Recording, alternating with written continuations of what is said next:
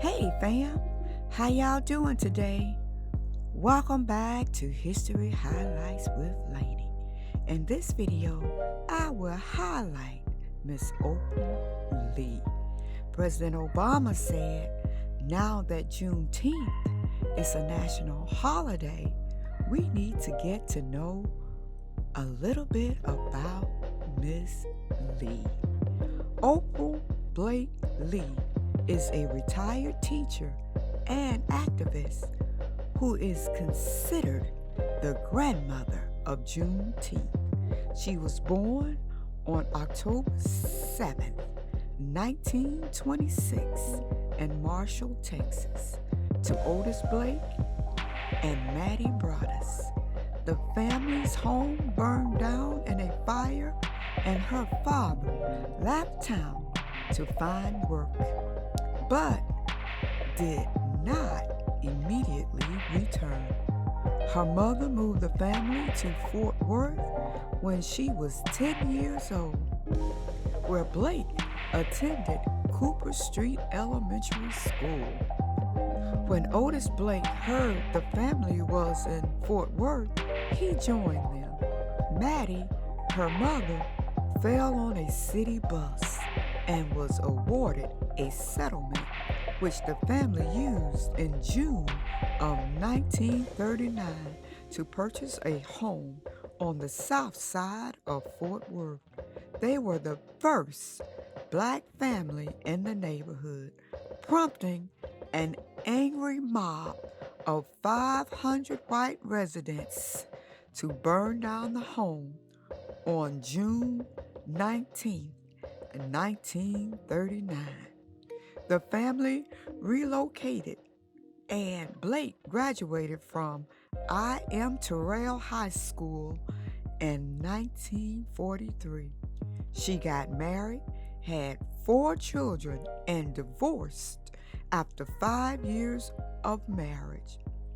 She returned to Marshall and enrolled in Wiley College. She worked as a maid at the Texas Hotel with her mother while attending college in the daytime. Blake earned a bachelor, of arts degree in 1953 and returned to Fort Worth, where she began teaching at Amanda McCoy Elementary School. Earning $2,000 a year, she took a second job at an aircraft plant to make ends meet. In 1967, Blake, now 41, married Dale Lee, the principal at Morningside Elementary School. She enrolled in the recently desegregated North Texas State University, now the University of North Texas, where she earned her master's degree in counseling and guidance in 1968. Lee then worked as an educator and homeschool counselor at the Fort Worth Independent School District before retiring in 1977. At 51, Lee began a new career working at the Community Food Bank in the Jack's Beer Distribution Building. When the building burned down, she and other community workers moved into a warehouse, where initially the rent was $4,000 a month. After a year, however, the owner donated the building after he recognized the importance of the food bank to the community. For the past 5 decades, the Community Food Bank has fed an average of 500 families each week. Lee lives near the warehouse and owns a 13-acre farm to grow food for the food bank. Since the 70s, Lee has been involved in the preservation of local African American history, which eventually led to the creation of the Tarrant County Black Historical and Genealogy Society, founded in April 1977. Since its founding, the society has organized the annual Juneteenth celebrations. Each year, thousands gather at Sycamore Park to commemorate the official end of slavery in Texas.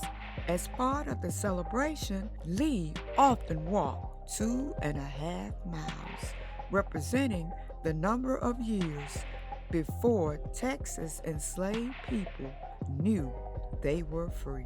In 2016, however, after urging the society to go bigger, Lee, then 89 years old, walked from Fort Worth to Washington, D.C. to deliver 1.6 million signatures in support of making Juneteenth a national holiday. She began her walk in September 2016, gathering pledges and signatures along the 1,360-mile route and arrived in Washington on arrived in Washington in July 2017.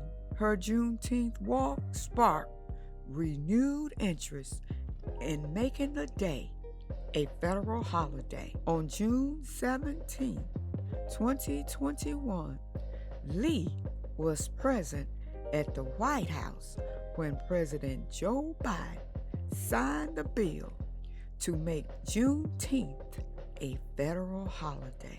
Wow. So there you have it, a little bit of history on activist Opal Lee. Thank you for all of the work that you have done. She is still with us.